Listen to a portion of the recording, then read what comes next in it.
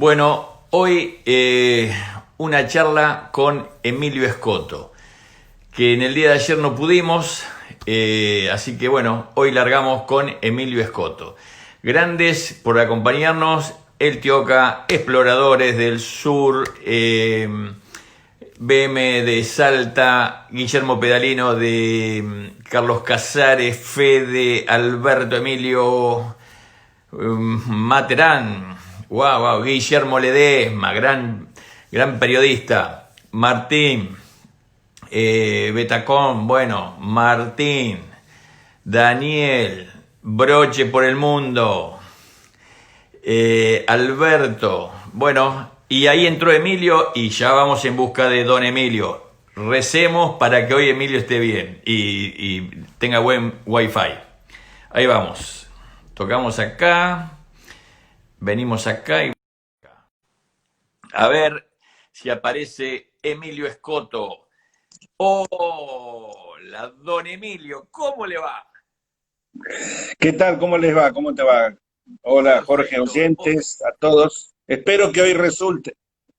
Se ve como nunca, Emilio. La verdad que hoy se te ve de 10. Buenísimo, buenísimo, buenísimo. Ahí la producción de Moni y de todo el edificio ahí con el tema del Wi-Fi. Un aplauso para Moni, que está detrás de cámara. Sí. Este, Es una grande, Moni. Bueno. ¿Qué tal el día por Buenos Aires, Emilio? bueno, por Buenos Aires acaba de llegar la lluvia. En estos momentos está llegando la tormenta. Dicen que mañana va a estar más fuerte. La verdad que quería comenzar diciendo, hoy es un día lluvioso y tal vez porque está llorando el cielo, ¿no? Porque bueno, hoy lamentablemente nos ha dejado una gran moto viajera, la famosa abuela Nelly. Uh-huh. Nos ha dejado, se ha ido al cielo a los, creo, si no me 91. equivoco, 91 años. Uh-huh. Ella comenzó en el mundo de la moto muy tarde, ya de grande. Pero bueno, la abuela Nelly ha estado con nosotros en eventos, en el evento de Gualeguaychú, en muchos lugares donde llegaba con su campera de moto, ¿no? Roja, y con todas sus anécdotas. Entonces, este programa lo dedicamos, a pesar de que lo escuchan en Colombia, lo escuchan en Venezuela, lo escuchan en Miami, en Sí, sí. España, en México, y la abuela Nelly, bueno, era argentina, pero este programa lo dedicamos a Uh-huh. esta graciosa y simpática abuelita de moto que Sí, nos dejó hoy a los 91 años. Dedicado entonces a la abuela Nelly. a la buena Nelly, que yo tuve el gusto de conocerla en Ushuaia, en un encuentro de Ushuaia. Se había ido hasta allá. No, lo más. Bueno, Emilio, Bueno, bueno, lamentablemente lamentamos mucho lo de la abuela Nelly, pero tenemos que seguir con el programa y vamos a meterle un poquito de garra, de pila y vamos a seguir viajando como lo veníamos haciendo. ¿Eh? Emilio, cor- bueno, ayer desgraciadamente no sé, había un problemita de Wi-Fi aparentemente, hoy se solucionó. Emilio, en todos estos trayectos que has hecho, eh, ¿cuál fue para vos el más penoso? O sea, donde más se te complicó. si bien hubo en el planeta, ¿no? En el mundo, hubo gran cantidad de momentos muy difíciles. Por Ujú. ejemplo, ya cuando salí, ni bien comenzó el viaje en enero del 85, a mí me toma de sorpresa, a Ujú. mí nos tomó de sorpresa, creo que a todo el continente, la tormenta de El Niño, que en el año Ajá. 85 golpeó la costa de Brasil, la costa este de América, de una manera descomunal, o sea, no se conocía mucho todavía.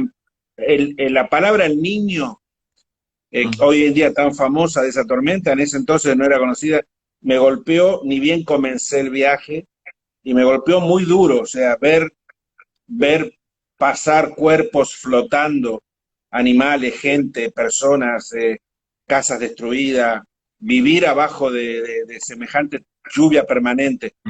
Si bien eso fue muy difícil y eran los comienzos, o la guerra de Centroamérica, atravesar El Salvador con sus puentes destruidos, escuchando todo el tiempo las ametralladoras, las bombas, Ajá. en la guerra de El Salvador y Nicaragua, que era el Vietnam y el Camboya de Centroamérica. O la Rumania de Ceausescu, que fue también sin comida, sin agua, un país más comunista que los comunistas, o sea, era todavía más encerrado y todo Ajá. más prohibido que incluso en la mismísima Plaza Roja de Moscú, ¿no? O sea, la Rumania de Ceausescu fue, y recorrerlo en la moto, toda esa parte de la cortina de hierro, o por ejemplo, cruzar el desierto de Gobi en China, o Mongolia en aquella época, un país 75 años cerrados en el mundo. No obstante, o el barco que casi se hunde, que fue donde yo digo que descubrí el miedo, el miedo cero, ¿no? El miedo cero es ese que supera todo. Eh, África fue un continente, sobre todo en aquella época tan especial del continente africano. Hoy África avanzó, el continente avanzó porque por las comunicaciones, por las sumas de dinero, por un montón de cosas África avanzó. Pero en aquel entonces, cruzar los 55 países africanos en moto Ajá. fue el momento más difícil de todo mi viaje. Yo digo que 2 años y un día fueron los que me llevó cruzar los 55 países africanos y yo sobreviví 2 años y un día. Ajá. Vivía por hora, no era que sabía que al día siguiente iba las cosas, que iba a estar en este mundo, era la vida por hora, sobre todo África del Oeste. África se divide en la parte norte, que es la parte más árabe, la parte sur, un poco más blanca, y el África negra central, oeste y este. El África del Oeste, países como Camerún, Liberia, Sierra Leona, Guinea-Conakry, Gabón, Níger, Chad, todos esos países Ajá. fueron extremadamente complicados. Fue la parte más brava en todo sentido, humano, geográfico y climatológico. O sea, se combinaron la tormenta perfecta de toda mi vuelta al mundo, creo que se combinó, tuvo todas los aditivos y todos los condimentos en África del Oeste. En esos países no había caminos, no había, llovía todo el día, llovía todos los meses, Ajá. había guerras tribales, había enfermedades, ébola. O sea, Ajá. todo se conjugó para que África del Oeste haya sido. Y hoy en día no cambió mucho porque nadie va de vacaciones a Burkina Faso o a Níger o a Nigeria o a Sierra Leona, nadie. Ustedes nunca van a ver en el planeta Tierra, por más que busquen y rebusquen en todas las redes sociales del mundo, que nadie ofrezca ir de vacaciones 15 días a un hotel en Ajá. Liberia. Nadie. O en Ghana, o en Ajá. Togo. ¿Alguno conoce a alguien que haya ido de vacaciones a Togo? ¿O a Benín? No. Bueno, o a Burkina Faso, no, a ex Alto Volta, bueno, sigue igual. Sigue todavía hoy en día siendo una región del mundo extremadamente difícil, pero en aquel entonces todavía con grandes presidentes que eran emperadores, como Ajá. Mobutu, por ejemplo, fue la parte más complicada de todo el viaje. Y Bueno, además tuve... complicada, sí, discúlpame que te interrumpa, complicada, bueno, en lo personal, por el tema de que todos los sociopolíticos que se estaba viviendo en ese momento.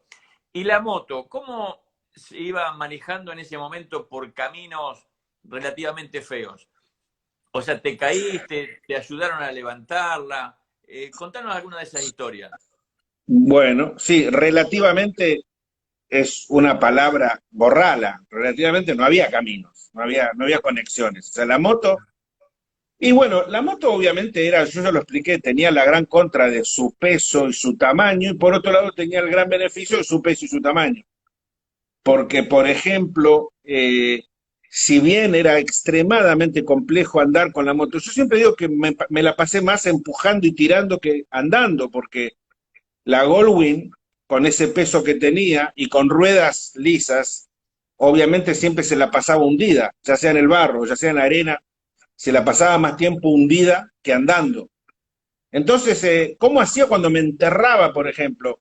Venía todo un proceso, ¿no? Me quedaba enterrado, si era en la arena es distinto, porque fíjense ustedes que primero yo descubrí cómo Mm. enterrarme con una Goldwing de 400 kilos en la arena y que quedara parada, enterrada y parada sin poner la pata, Ajá. completamente parada, y bajarme y dejar la moto sin apoyo, porque total estaba tan enterrada que quedaba fija, y me parecía que eso era el fin del mundo, porque ¿quién le iba a sacar de ahí? No había nadie. Después descubriría cuánto peor era todavía cuando el Ajá. barro la atrapaba y se llenaba de lo que llamo chocolate y quedaba hundida en el barro, todavía era peor todavía, con las ruedas que se impregnaban de toda esta costra de barro. Pero ahí venía el proceso, ¿no? Ahí es donde yo me bajaba de la moto solito y ahí me quedaba enfrentando, es muy buena tu pregunta, ¿no? Y la gente que lo Ajá. escucha en este momento, ¿y qué hacía? Ah, bueno, ahí, por ejemplo, que se está viendo en el Sahara. Me quedaba primero enfrentando la situación, o sea, midiendo, tenía que calmarme. Era todas las cosas en mi viaje, al estar solo, era un Ujú. proceso. Porque cuando tú estás acompañado enseguida, mira, ¿qué hacemos? A ver, mira, baja, a ver, empuja de... No, yo estaba solo frente a algo que me superaba. Ujú. Estaba solito en una situación extrema, con todo en contra, frente a algo que no iba a poder manejar. Entonces tenía que crear, inventar, Ajá. mi mente tenía que trabajar creando imágenes, como en el ajedrez. Si muevo esta ficha acá, si muevo esta otra, cuál es mejor, cuál pierdo, cuál no pierdo. Tenía que inventar soluciones. Entonces Ajá. era el proceso. Después empezar a empujar. Bueno, a ver si empujo. No, no sirve. Bueno, a ver si hago una canaleta y hacer una canaleta con las manos. ¿Y qué pasa si la canaleta la hago porque entonces abajo puede ser que esté más duro? Todo era descubrir. Todo era descubrir, ahí están las huellas o los ríos. ¿Y cómo? Bueno, el río, ¿por cómo pasaba el río, por ejemplo? Cuando yo llegaba a un río no había puente. Primero venía el asombro. No es como ahora, que uno va con la 1200 y se tira y cruza el agua. No, no era así. Y entonces, ¿qué hacía? Llegaba el río y primero venía, joder, no hay puente, pero ¿cómo no va a haber puente? Y este río, y el camino sigue del otro lado. Pero ¿y cómo Ujú. cruzo este río? ¿Y cuánto mide? ¿Cuánta profundidad? ¿Por dónde? ¿Se va a parar el motor? Estoy en el medio de ninguna parte. Entonces, viene todo el proceso Ajá. de cómo supero primero a mí mismo, cómo supero la situación, cómo supero el calor, los mosquitos, los baboons que están cerca. ¿Se cortó o me están escuchando No, no, bien? no. Bárbaro, bárbaro. Bien. Espectacular, Emilio. Los baboons que están cerca, que fueron los peores, los animales, los baboons, porque son carnívoros además que me atacaron. Entonces viene todo ese proceso hasta que uno dice, bueno, tengo que cruzar el río. Entonces, ¿qué hacía? Y ahí te sacas la ropa y te metes desnudo buscando el río, que no sabes qué es lo que hay en el río, porque además ríos de África con cocodrilos o no, con víboras o no. Entonces viene el proceso de entrar uno sin la moto y con los pies descalzos ir buscando en el fondo, tratando de interpretar. Quiere decir que, para que la gente lo entienda bien, es como si uno cerrara los ojos y fuera ciego. Y entonces tiene que usar sus sentidos, aguzar otros sentidos, porque el de la vista no te alcanza, el de la vista es simple, ahí hay un río, hay un pantano, allá hay selva, Ajá. tienes que abusar otros sentidos, que los dedos de los pies toquen el fondo, que imaginen si las ruedas de la moto van a poder pasar, que imagines cuánto tiempo tiene que estar forzado el motor para que no se llene de agua, porque entonces si el agua toca el filtro de aire, ahí se termina todo y se pierde la moto y el viaje. O sea Correcto. que todo era una película donde uno tenía que pasar el proceso y ahí después salir del otro lado. ¿Y cómo es la salida? Entonces después todo para atrás, buscar la moto y sin gran experiencia, porque no es que yo era la verdad, seamos realistas, no es que el que iba a cruzar ese río, era ese que está sentado en esa moto, tiene miedo, tenía miedo y aparte de perder la moto y perder la vuelta al mundo y perder todo y estar ahí, entonces ese que está sentado ahí cruzando ese río no es Indiana Jones. Ese es un argentino, un muchacho con una idea mucho más grande tal vez que sus posibilidades, cruzando un río en África, tratando de que el acelerador esté todo el tiempo acelerado, para que los caños de escape larguen hacia afuera y que el agua no se mete, y rogando que no se le pare el motor, y el agua que subía hacia el tanque. Entonces, bueno, todo eso. Ahora, ¿qué pasaba? ¿Qué pensaba yo? Aparte de en un momento decirme, ¿qué estoy haciendo aquí? También pensaba que, como lo dije en otro programa, yo había venido al mundo para eso. Tenía que Ajá. enfrentar eso, tenía que hacer eso. Había el mundo, Dios me puso en el mundo para eso. No me puso para otra cosa. Yo creo que cumplí, yo creo que cumplí con lo que, si creemos en Dios, cualquiera sea su nombre, Alá o Sí, sí. Jehová o quien sea, o Jesús, pues a mí me dijo, tú tienes que hacer esto. Yo creo que cumplí. Hice lo que de niñito en la cabeza se me metió. Entonces cuando Ajá. estaba en ese reto ahí yo decía, estoy haciendo lo que tengo que hacer en la vida. Vine a la vida, no vine para ser médico, no vine para ser ingeniero, no vine para esto. Soy un investigador, soy un viajero, un aventurero, un transhumante. Estoy en este río sin puente, con esta moto, porque acá es donde tengo que estar y acá tengo que encontrar la solución. Y mi viaje fue, en el 90% fue encontrar soluciones a problemas. A veces, una solución era meterme en otro problema. O sea, esto no lo puedo resolver. ¿Qué tengo que hacer? Y ahí descubrí, por ejemplo, en la vida, cómo cuando me enfrentaba a algo que no podía resolver, no podía atravesar ese muro, encontraba que entonces no hay problema, lo dejo un segundo, me voy a agarrar otro problema, me voy a meter en otro problema, porque en el otro problema tal vez lo puedo resolver y entonces puedo ir por atrás. E iba congeniando, inventando, creando Ajá. situaciones. Mira, me voy a adelantar una pregunta que tú me vas a hacer, ¿puedo? Sí, ¿cómo no? Tú me vas a preguntar, porque me lo dijiste que querías que hoy lo contara, alguna anécdota, sobre todo cómo dormía, cómo comía. Ujú. Les voy a contar dos anécdotas. Nunca las cuento. Una en Mali, cuando yo cruzo el desierto del Sahara, sin dinero, porque yo viajaba siempre, porque cuando uno tiene dinero, todo cambia, uno puede pagar algo. Yo no podía pagar. Ujú. Mi vida, además de luchar contra el camino, contra los conflictos fronterizos, los checkpoints de los militares, había una lucha todavía más grande que todo, que era, no había dinero, no es que podía pagar. Tenía siempre muy poquititos dólares que los tenía que hacer chicle, muy poquito, y no hay tarjeta de crédito ni nada por el estilo. Y me acuerdo que llego a Bamako, capital de Mali, después de cruzar el desierto de Sahara, y yo tenía, me acuerdo en aquel entonces, tenía $60. Claro, ustedes se preguntarán, pero a ver, ¿qué es lo que Emilio está contando? Llega a la capital de Mali, iniciando su viaje por África, va a recorrer todo el continente africano, y Emilio está diciendo que tenía $60. ¿Cómo es esto? Y es muy buena pregunta la que ustedes se hacen. Y yo les cuento, les voy a contar cómo es. No Bueno. les puedo contar otra cosa, Jorge, yo no puedo contarle a nadie otra cosa que lo que no fue. No, les cuento lo que fue. Les cuento lo que era. Yo tenía $60, como muchas veces tuve menos que eso. Y llego a Bamako con $60. Me pongo a buscar un hotel, porque ¿dónde ibas a dormir? No es que podías ir a un campamento, no hay. No es que en África vos tenés un camping, no existe eso. Ujú.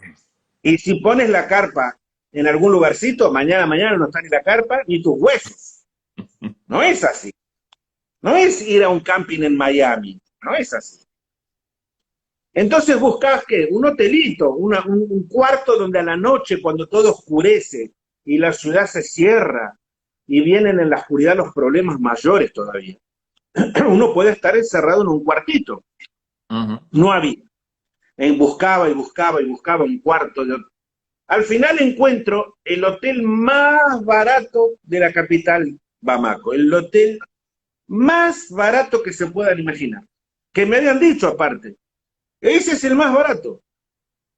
$50 la noche. Ah, Miren, les voy a explicar cómo era ese hotel.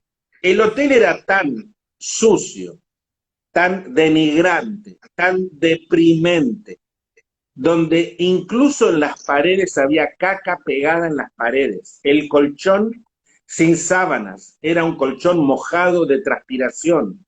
El piso de tierra, cucarachas, gusanos, olor a podrido, caca en las paredes, te lo juro, caca en las paredes.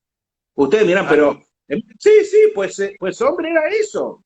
1988, y bueno, en un barrio con bueno, era eso. Y costaba $50, porque África era un continente carísimo. El continente más caro del mundo era África.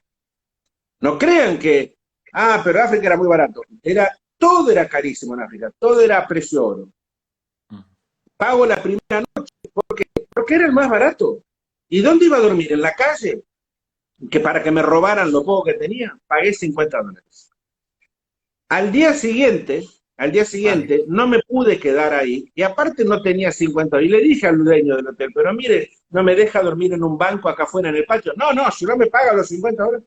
Y acá viene la anécdota. Entonces me fui a recorrer con la moto, la ciudad de Bamako. Y ahí veo el 5 estrellas Gran Hotel Bamako. Un castillo blanco impresionante de 5 estrellas, todos autos de lujo, una piscina olímpica con todas las reposeras. Y entonces me metí con la moto en este enorme palacio, en su ajá. parqueo, en sus jardines. Imagínense que los porteros todos uniformados, ¿no? Como en África de antes, ¿no? Con sus uniformes recibiendo a los blancos. Claro, los blancos son los que van a ese hotel. O la gente de color, diplomáticos, políticos. El pueblo no accede. Me metí la moto, Saif, me dijeron, y entré, ¿no? Boana, entré con la moto, la estacioné entre los autos, me agarré un bolsito y entré al lobby del hotel. Impresionante, sillones de cuero blanco, televisor con CNN, 1988, ¿eh? Una recepción, columnas, un lujo y lleno de gente muy bien vestida, de corbata, diplomáticos, embajadores, periodistas, cónsules, comerciantes. ¿Y yo qué hago? Entonces, me iba a preguntar el precio a la recepción. Y entonces le digo a la recepcionista si podrá con el gerente. ¿Por qué asunto es? No, pero esto es privado. Yo finalmente hago una historia corta, llego al gerente. Gerente francés, una cadena francesa. Le explico y le digo si me da una noche gratis, entonces yo le hago publicidad en la revista que yo escribo. El francés me dijo que no, que lamentaba mucho, que no, pero que no podía hacer eso, que no me podía dar gratis. Bueno, reboté, me voy, vuelvo a la recepción y digo, ¿y yo dónde voy a ir esta noche? Y digo, no importa, esta noche vuelvo. Me fui a recorrer la ciudad, a la noche a la bajada del sol volví. Me senté en un sillón de cuero de la recepción y me puse a ver CNN para ver qué pasaba en los países, en la guerra de Angola, por ejemplo, pues yo tenía que ir para ahí. Me veo CNN. Y frente mío, un restaurante impresionante, con todas mesas redondas con manteles blancos, cubiertos de plata, copas de cristal, lleno de gente. La Ajá. comida iba y venía, buffet, lleno de comida francesa. Y yo miraba a la gente entrando y saliendo. Y ahí estaba Emilio Scotto sentado en el sillón de cuero, ahí el aventurero, con tremenda moto y afuera, pero sin un centavo. Y dije, yo voy a dormir acá. Yo voy a dormir en este hotel. Hoy duermo en este hotel. Cuando termina todo a la 1 de la mañana, que yo no daba más de cansancio, se van todos, cierran las dos puertas de madera del restaurante. Yo despacito me levanté, miré que no me miraban, abrí la puerta, me metí en el restaurante, alfombra blanca de este espesor, mesas redondas grandes con manteles blancos hasta el suelo. ¿Voy bien? Sí, sí. Muy Bien. bien, muy bien, muy bien. Me fui hasta el fondo del restaurante de lujo de 5 estrellas, levanté el mantel de la última mesa, todas en cantidad de mesas redondas, sillas de lujo, cuadros en las paredes lujosos, flores. Me fui al fondo del restaurante, levanté el mantel, me metí abajo de la mesa, me desvestí, me saqué la ropa, con la ropa hice un bollito, me hice una almohada, aire acondicionado fantástico. El aire acondicionado del salón era espectacular. Afuera 45 grados, ahí un aire espectacular frío. Dormí como un bebé abajo de la mesa del restaurante de 5 estrellas, bueno. del hotel de 5 estrellas de Bamako. Claro, a las 6 de la mañana escucho... Digo, joder, ¿y esto? Levanto un poquito el mantel y claro, en la punta de allá había una africana pasando la aspiradora. Yo digo, ¿y ahora? ¿Y ahora qué hago? Me empecé a vestir abajo de la mesa, me visto todo, Sí, sí, mirando sí. yo, cuando veo que está de espaldas salgo con mi Ah. bolsito, y desde el fondo del salón, imagínate la mujer con la máquina me mira y yo le hago bonjour, madame, bonjour, y paso abro la puerta, salí, Sí, sí, me sí. fui al No, baño, no, que no. los baños en los hoteles 5 estrellas son espectaculares. En el baño de 5 estrellas me lavé todo, Sí, ¿no? La sí. gente que iba en el baño me miraba, yo me bañé. Ah, Me fui a la genio. piscina, me Ujú. puse el traje de baño, me fui a la piscina y me Ajá, pasé todo el día en una piscina espectacular, sentado en ajá. una reposera. ¿Por qué podía hacer eso? Y acá viene la pregunta de la gente, ¿no? ¿Pero cómo? Bueno, claro, blanco, un blanco no va a hacer eso si no tiene dinero. Con una moto semejante, obviamente estaba en el hotel. Sí, sí, Yo no sí, sí. estaba en el hotel. Pero ¿quién lo sabe? El que trae los traguitos Me traían tragos, que yo por supuesto... No, no, gracias, gracias, porque ¿qué número de habitación? No, no tenía habitación. No, Claro. no. O sea, no tomé nada, pero te traían, me acuerdo que te regalaban botellita de agua a los huéspedes. Entonces me dejaban una botellita de agua. Yo, chocho, fresca, fría. Piscina, Bueno. fresco. Esa noche, esa tarde, vuelvo al gerente del hotel. No le dije que había dormido en su hotel la noche anterior. ¿Por Ajá. qué me había dicho que vuelva al día siguiente? Esa noche él me dio dos. Me regaló 2 noches de hotel en un cuarto. Nunca se enteró que yo ya había dormido en su hotel. Está bien, en el restaurante abajo de una mesa. Y esto que les cuento es porque era otro mundo. Era un mundo donde no había viajeros. Era muy raro encontrar a alguien. No es que se Ujú. juntaban varios viajeros en un hotel y entonces era tan extraño que en realidad yo pasaba desapercibido. Por un lado era bueno y por otro lado Ujú. malo, porque al no haber viajeros tampoco la gente tenía la idea de un viajero. Ajá. Y cuando te acercabas a hablar con alguien y les explicabas lo que estabas haciendo, era como una desconexión, la gente la vuelta al mundo. ¿De dónde? De Argentina. O sea, ¿cómo que la vuelta al mundo? ¿Cómo que? Entonces, por un lado era bueno, porque cuando uno iba a pedir, cuando yo descubrí que tenía que perder la vergüenza, tenía que pedir. La gente se pregunta, ¿cómo vivía Emilio? Mangueaba. La Ajá. verdad, una vez un tipo en California me dijo que yo había sido el gran mangueador. Yo mangueaba, con mucho respeto, con mucha inocencia, y no pedía dinero ni nada. ¿Saben qué mangueaba? Cuando me ponía en una esquina con la moto, un lugar donde dormir. Mangueaba, ¿saben qué? Yo no pedía que me llevaran. Cuando me hacían preguntas, contestaba las preguntas y las contestaba con gracia, con entusiasmo, para que esa persona que me escuchaba se entusiasmara y me adoptara y me llevara. Eso era mi Ajá. mangueo, pero también tuve que manguear, si usamos la palabra vale, pedir a las Ajá. líneas aéreas, porque uno de los conflictos más grandes de mi viaje fue cruzar océanos. Los barcos no te cruzaban. No es como ahora que vas a un puerto. Los puertos eran lugares prohibidos en el mundo. Prohibidos. Los puertos eran lugares de espionaje. Hoy Ujú. en día en el mundo no hay espionaje. No está la Unión Soviética, no está la pelea de la Guerra Fría, los misiles de Cuba. No existe todo eso.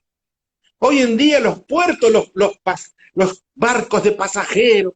Ajá, No había, no se podía ir a los puertos eran ajá, lugares críticos, eran militares casi siempre, en todo el mundo, en Europa también, un puerto español era un lugar crítico. No es que uno iba a entrar a un puerto a hablar con los capitanes de los barcos, no. Y los barcos de carga no querían llevar a nadie, no me querían llevar. ¿Por qué no me querían llevar? Por el tema de seguros. En aquel entonces las compañías navieras no llevaban gente en sus barcos por cualquier accidente que hubiera. Entonces, conseguir un ajá. barco era imposible. Hasta que descubrí que las líneas aéreas, alguien que alguna vez me dijo, ¿por qué no fuiste a pedir una? Digo, ¿qué avión? ¿Qué avión me va a regalar? Y empecé a ir a pedir a las Sí, sí. líneas aéreas, mire, yo no quiero hasta Madagascar, Reunión, Seychelles, Maldives. Pedir a las líneas aéreas se me hizo un hábito para cruzar océanos. Mira. Rebotaba muchas veces, pero Sí, otras sí, veces pero les bueno. llamaba tanto la atención que alguien viniera a pedir llevar la moto. Aparte la moto, ¿y la moto cómo va? La línea me preguntaba, ¿y cómo va la moto esta? No, mire, la moto la metemos por la puerta y la atamos con unas sogas, y, o sea, todo era a ir creando, eh, Sí. haciendo este ovillo que se Ujú. transformó en la vuelta al mundo en la Princesa Negra, en la Goldwyn. Entonces, y comer. Yo te contaba, Jorge, fuera de cámara, y les iba a contar esta otra anécdota. ¿Cómo comía? Y vuelvo al tema de África. Por ejemplo, Abiyán, capital de Costa de Marfil. Franceses, mucho dinero. En ese entonces la moneda se llamaba franco CFA. El franco CFA, franco africano, estaba basado en el Ajá. franco francés. Hoy en día no existe el franco francés, ¿no? Pero piensen que en mi época todos los países tenían una moneda, no es como que el euro, el dólar. Cada país tenía una moneda. Bueno, en ese franco CFA. Claro, franceses, mucho dinero. Muy buenos Ajá. restaurantes, muy buenos hoteles. Yo no tenía, entonces, ¿qué hacía? Me iba a comer a donde comían los africanos. Las africanas, ustedes lo han visto en películas, que cocinan en la calle con las ollas, esas ollas negras y el fueguito abajo de la olla, y cocinan esos guisos, ¿no?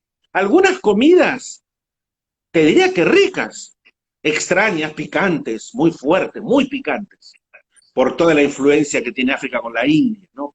Muy Sí, sí. picante, con ajíes, picantísimos. Algunas que olían espantoso, que uno no sabe lo que les ponían.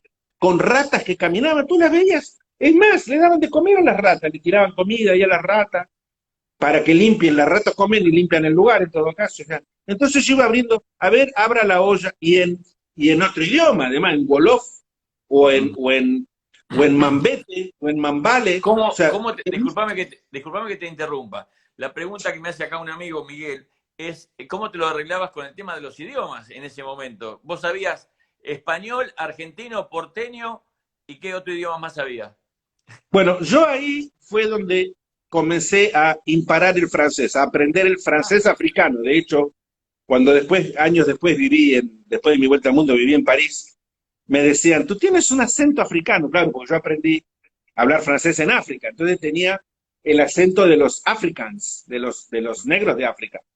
Y bueno, ya ahí comenzaba yo a entenderme en francés bastante bien, pero con ese francés yo podía, obviamente, manejarme con la gente de cierta clase, pero con la gente donde yo me movía, a veces cuando me tenía que mover. Por ejemplo, el caso este que yo les cuento. Durante el día, el cónsul argentino, me acuerdo, mm, me había llevado a comer a un restaurante impresionante, pero no me llevaba todo el día, me llevó una vez.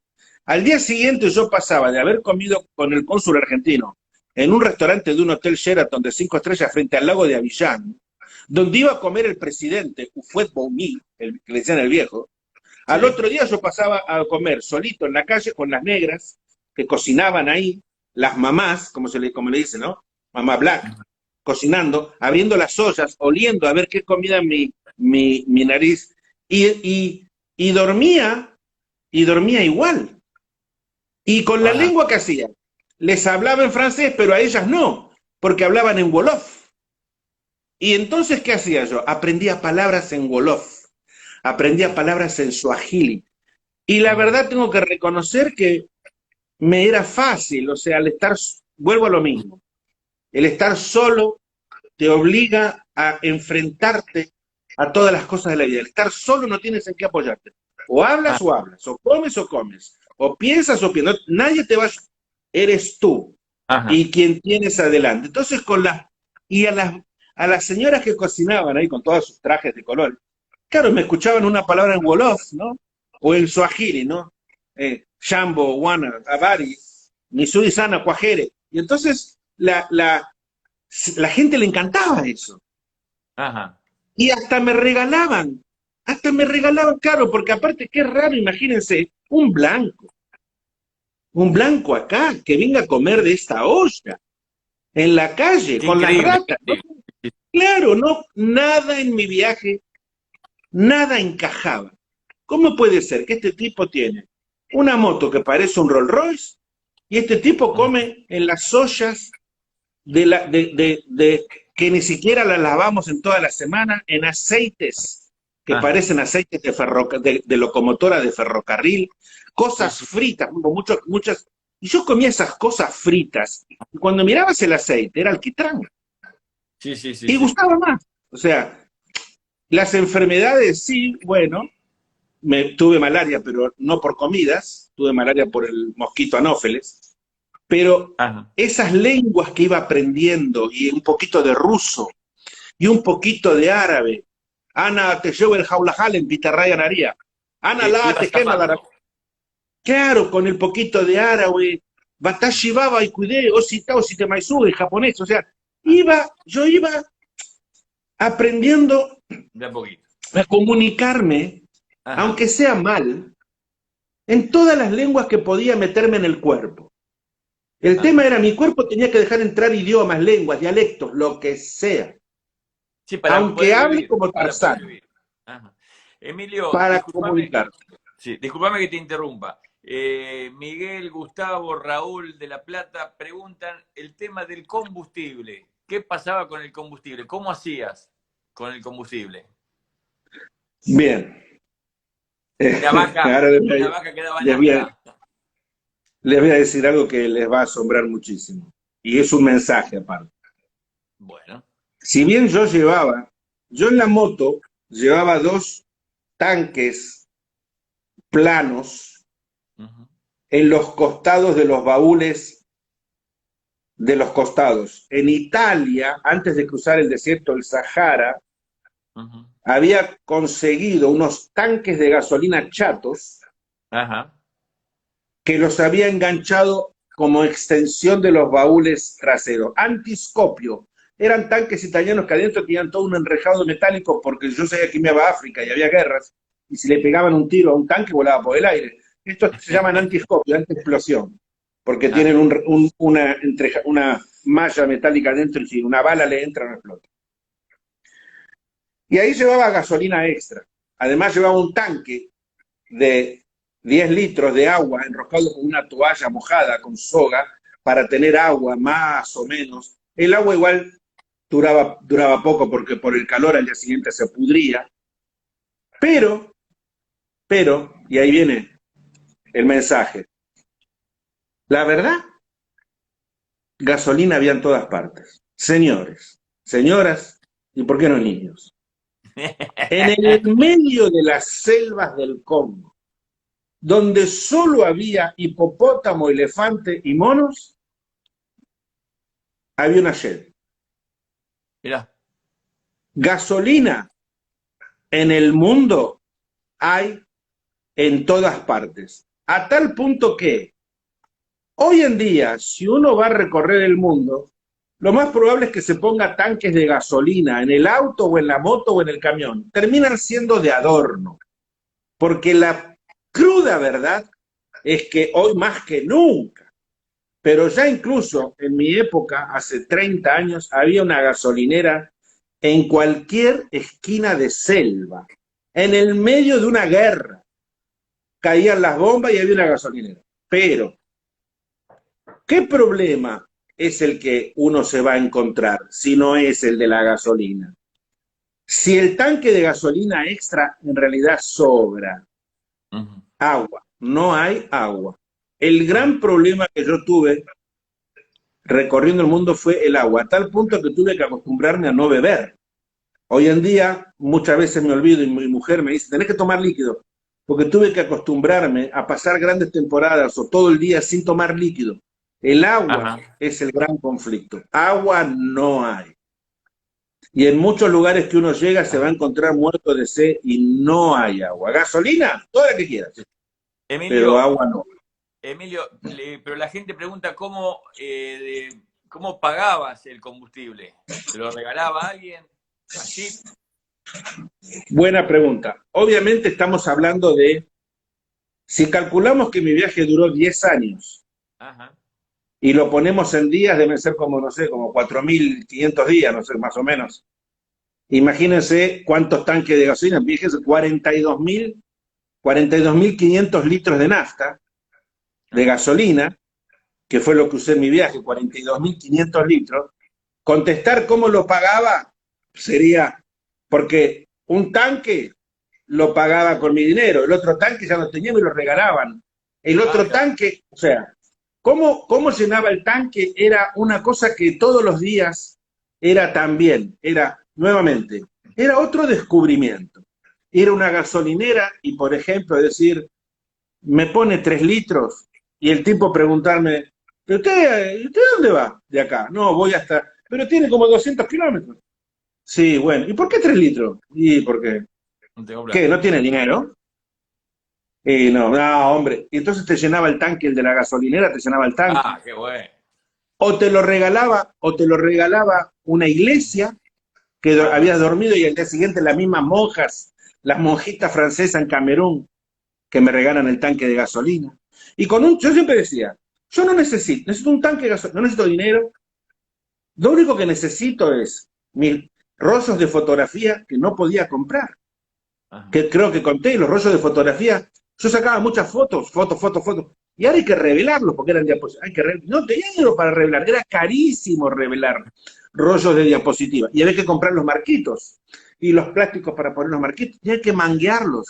Ir a una casa de fotos, claro, esto sería casa de fotos, y pedí con el dueño, y pedirle que por favor me revelara gratis los rollitos. Y después decirle que me regalara rollitos, por ejemplo. No, no, bueno, yo te revelo estos 50 rollos, pero los otros vete a otra casa que te regalen. Y así, porque yo no hubiese podido pagar de ninguna manera el revelado de 50 rollos de fotos. ¿No? Con ese poquito de dinero que tenía era para sobrevivir, no para pagar. Todo era pedirlo, que la gente se envolviera con el viaje. Todo era manguear de alguna manera. Y Ajá. entonces, y entonces así era igual la gasolina. Alguna vez me encontraba con que podía llenar el tanque, otra vez dependía de que algo sucediera. Y siempre digo, en 300 kilómetros en la vida de un hombre suceden tantas cosas que Ajá. uno siempre puede encontrarse con problemas o soluciones. Y así llenaba los tanques. Qué bueno, qué bueno. Bueno, contanos en qué lugar te gustó o qué comida extrañas hoy de todo ese mundo que anduviste. Miren, yo comí la comida más fea y la más rica del mundo de toda mi vida. Sí. La comida más fea, más impresionante, que me llevó 2 años sacarme el gusto de la boca, fue justamente cruzando un río en África, el río Corubal, entre Guinea-Bissau y Guinea-Conakry. Yo cruzo el río Ajá. Corubal en un back. Del otro lado, hacía varios días que estaba, hacía como 4 o 5 días que estaba luchando con la selva. Y había unas Ajá. mujeres, tres mujeres, tengo la foto y todo de esas mujeres cocinando desnudas, con las tetas al aire. Estaban cocinando una comida roja en unas ollas. Y yo me acuerdo que estaba Ajá. desesperado, y en una olla había una comida blanca y una comida roja. Me acuerdo que me agarré, me convidaron en un plato, se comía con la mano, y yo me cogí así con la mano un poco de comida de esta blanca y de la roja, porque había que hacer la pasta, Ajá. y me la Sí, mandé en la sí. boca. Bueno, yo estuve 2 días vomitando, tirado en el río Uruguay, he estado varias horas largando los intestinos de hace 3 años. Fua. Me quedó en la boca durante 2 años. Era como una combinación de carne podrida, huevos podridos, pero lo más importante de todo era, el gusto fue como si, no me puedo olvidar porque te digo que durante 2 años lo tuve en la nariz, era como si uno fuera Ajá. al río, ¿no? Uno va al río y en el río hay escalinatas de cemento, ¿no? Y ahí se hace verdín, ¿no?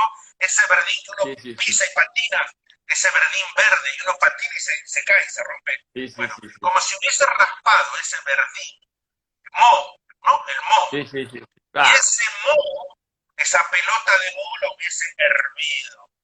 Bueno, ese moho que huele, que si uno huele, el moho huele a ese pasto medio podredumbre, ¿no? Hay un ajá, olor muy específico del moho. Se me quedó en la garganta y el cuerpo para siempre. Y la más rica del mundo ajá, fue en Libia, la Libia de Gaddafi, de Muammar Gaddafi, que para mí fue espectacular ajá, Muammar Gaddafi. La verdad que yo tengo muy hermosos recuerdos de la Libia de Gaddafi. Un imán, un hombre santo, que me ve en televisión cuando doy la vuelta de honor con la bandera argentina al estadio con 55.000 personas gritando justo antes de la final del torneo de África con la moto dentro del estadio y la gente gritando Argentina, Argentina. Un imán, un hombre santo, vio en su casa a unos cuantos ajá, kilómetros, a 5 kilómetros, me vio en la televisión y le dijo a unos jóvenes, vayan a buscarlo y traigan. Entonces unos jóvenes vinieron en moto, me vinieron a buscar a Trípoli y me llevaron a este lugar que se llama Leptisman, donde hay ruinas romanas. Y este hombre santo, con su barba blanca y su túnica blanca, ¿no? Un imán musulmán, me invitó a su casa, ¿no? Y ahí nos sentamos en el suelo, no había mujeres, éramos más o menos 10 ajá, muchachos, sus hijos también y él. Y entonces unas señoras, tapadas todas, unas mujeres tapadas, trajeron la comida, pusieron unas bandejas metálicas en el ajá. suelo frente a nuestras piernas. La comida fue la más rica de toda mi vida, nunca más voy a comer esa comida. Y era ¿Y qué? camello, carne de camello. El Ah, camello se come también, se come el camello viejo, el camello que ya dio su vida, ya no trabaja, el camello viejo se come. No, no se comercializa porque si no sería una barbarie, pero cuando el ajá, camello es una como agasajara. Ese camello, ¿qué se hace? Se entierra bajo la arena, se deja 3 días bajo las arenas del Sahara, envuelto en hojas de palma. Y esa ajá, carne se cocina y es la carne más, con papas, ciruelas, damascos, con el jugo y arvejas. Bueno, y se hace una comida árabe con carne de ajá, camello, que fue, lo recuerdo siempre, siempre lo cuento, la comida más rica del mundo. Si bien también he comido cucarachas, víbora, ajá. cocodrilo, cien pies, murciélago, aunque que ahora no está de moda, ahora, Sí. gusanos, Ah, las langostas, miren, una vez en Yemen, ustedes lo conocen, Yemen, le dicen, Yemen. Hubo las langostas esas que vienen volando en el aire, hubo ¿cómo se llama? Estas que vienen en las nubes. Y sí, yo la vi que toda la langosta. gente corría, yo estaba con gente, corría, vamos, vamos, me decían los yemenitas, vamos, vamos, vamos. Veía que las mujeres corrían con sartenes, ¿no? Decía, ¿qué pasa?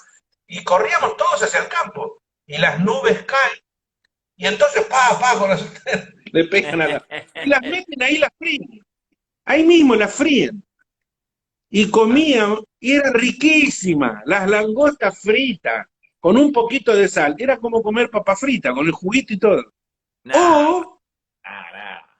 no sé si me están escuchando desde México. Sí, A ver, México. perfecto. Sí, sí. Todo perfecto. Cuando llego a México en el 85, que estaba con una familia, era el terremoto del 85, y una familia me dice, mira, vamos a ir fuera de México a 50 kilómetros, que tenemos una casita, si quieres, sí, sí, voy, y fuimos.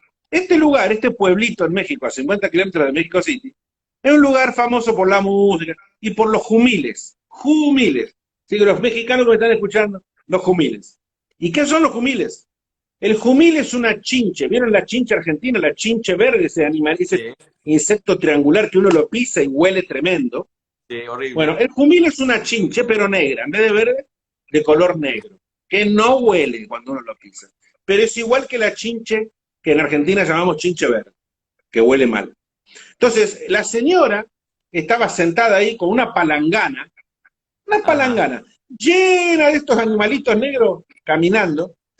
Y entonces ahí me explican, sí, son jumiles. Y yo hay algo que tenía claro, quiero probar todo en la vida, quiero vivir todas las cosas, políticas, sociales, económicas, climáticas Ah, y de alimentación. Lo que alguien come, quiero probarlo. Quiero, si alguien lo come, ¿y esto se come? Sí, sí, nosotros no, me dice, pero hay algunos que lo comen.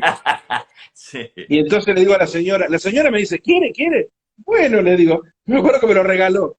Entonces se pone una tortilla, o sea, todo el mundo sabe que es una tortilla, ¿no? Un pequeño platito de tortilla, de maíz, ¿no? Una tortilla.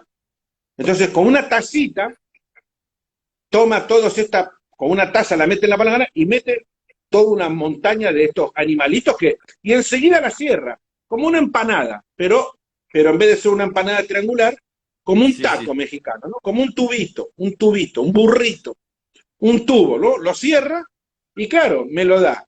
Claro, cuando me da el tubo en la mano, el tubo se movía, ¿no? O sea, los bichitos adentro. Claro, cuando agarré el tubo y en la mano se movían los animalitos ya. Entonces la señora me dice, coma, coma. Y ahí dije, bueno, ya estoy en el baile. Y entonces dije, error. Dije, bueno, voy a pegar un mordisco, un buen mordisco y listo. Claro, metí la boca, le pegué un mordisco a la punta de este tubo, crunch, y se me llenaron la boca con todos los jumiles, que caminaban tratando de escapar. Me Oh, hacían cosquillas dentro de la boca y tenía todo eso, que aparte cuando mordía escuchaba crunch, como cucarachas, ¿no? O sea, y claro, sentía sí, el sí. juguito que salía. La impresión era tremenda. Entonces, Mm. a todo esto, lo otro que tenía acá, se me escapaban por todo el brazo, me quedaba negro, de todos los jumiles que iban. Y la mujer que me decía, coma, coma, chupe, chupe, me decía, chupe, que se le escapan. No que chupe, que se escapen, que vuelvan a la vida con los que tengo en la boca, ya no sé qué hacer. Así que con los dientes masticas, pero despacito, con el crunchy, y ahí fui tragando jumiles. Todos estos tipos de comida era parte Ah, de la investigación también del mundo. mira qué bueno. Emilio, la otra pregunta es, ¿cuál fue el último día? ¿Cuál fue el último día que... Bueno, bueno, bueno. ¿Cuál fue el último día que sacaste la llave de la princesa negra? Como comía jumiles y dormía debajo de la mesa, me imagino que queda mejor que parezca el loco de, ¿no? Sí. Vamos a hacer reír un poco a la gente. Bueno, bueno, bueno. No Te le- decía, acá me preguntaba Héctor de Salta, de BM Exclusive de Salta, me preguntaba cuál fue el último día que sacaste la llave de la princesa negra. Muy buena pregunta, muy buena pregunta. Yo termino el viaje, termina en el Ovel. En realidad, mi vuelta al mundo tuvo tres finales, Ajá. que no fue que yo las programé, sino después producto de lo que sucedió a Sí, esa sí. altura del viaje. Piensen ustedes que mi vuelta al mundo había salido ya salía continuamente en revistas, sobre todo de Europa. Entonces, la primera final se hizo en el Obelisco, cuando Ujú. yo llego seguido desde Mar del Plata, por todas esas motos y autos, taxis tocando bocina, camiones, el programa de Susana Jiménez, en fin, toda la historia. Pero también Honda Importadora Mediterránea, José Franco, que era Honda IMSA en aquel entonces, que era el representante de Honda, había programado regalarme una moto, una Africa Twin, a cambio de Ah, qué bueno.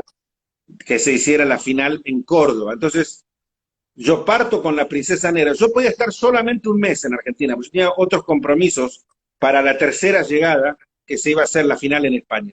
Parto a Ajá, Córdoba con la Princesa Negra, se hace el desfile en Córdoba, se había inaugurado un mall muy grande en ajá. Córdoba capital, y ahí entramos la moto con música de carrozas de fuego, chan, chan, cha, cha, chan, chan. Bueno, habían puesto pantallas, fue impresionante. Y entonces dentro del mall, con miles de personas, José Franco de Onda IMSA, Onda Mediterránea. Saludos a José Franco y a su familia. Me regalan una Africa Twin. Va.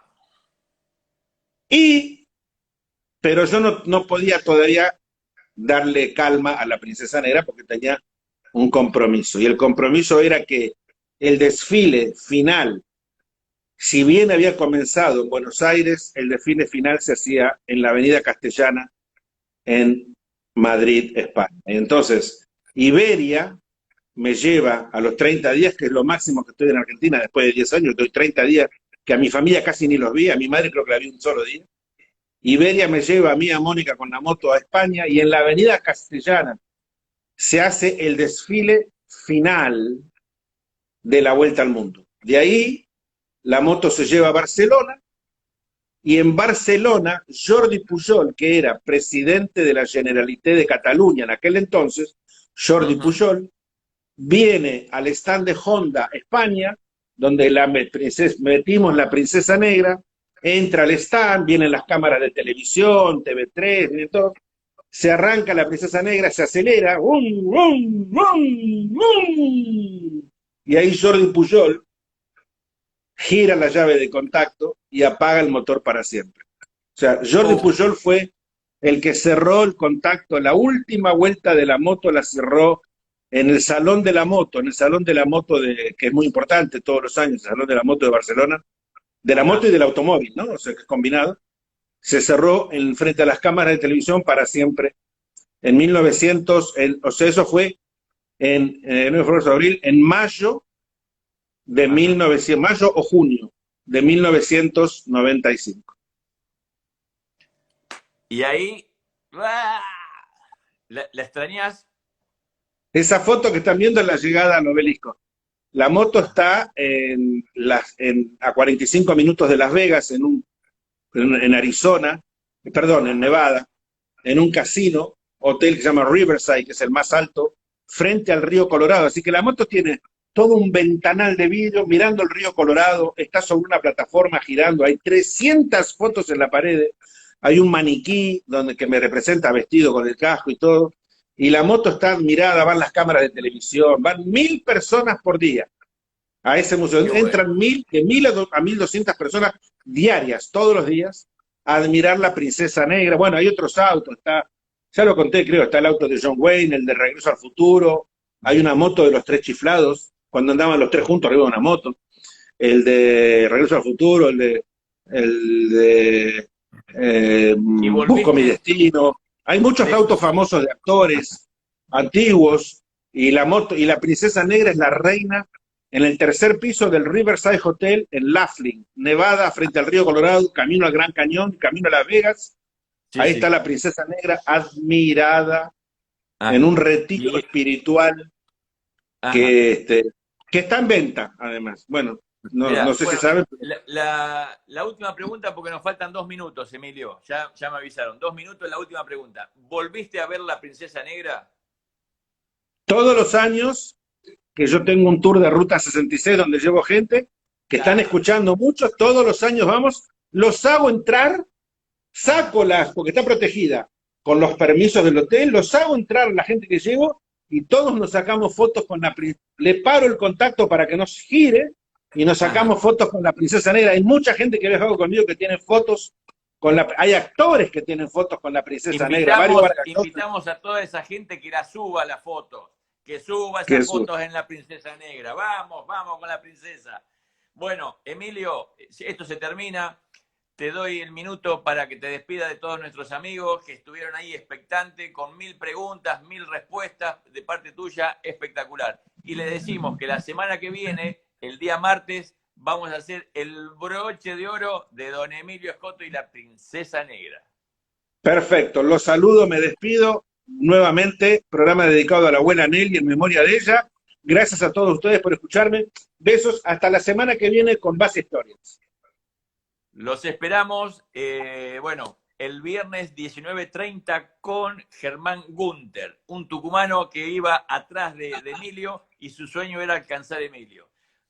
Hasta el viernes 19:30. Chao.